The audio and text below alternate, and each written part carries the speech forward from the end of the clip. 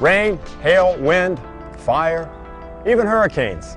James Hardie exterior siding delivers an unmatched level of durability and peace of mind.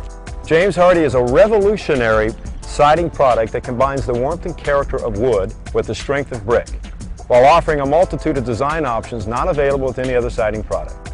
There's no question about it. It has to be more innovative. It has to be a low maintenance product. It has to be a better product design. It has to be more curb friendly. It's got to have the appearance over the lifetime, the longevity of that product. We feel like Hardie Plank allows that. It's low maintenance. It doesn't deteriorate like the woods. The bricks are more restricted as far as applications of use. What we're experiencing is the buyers are looking for a home to live in, not a house. And I think that's the greatest thing about Hardie Plank.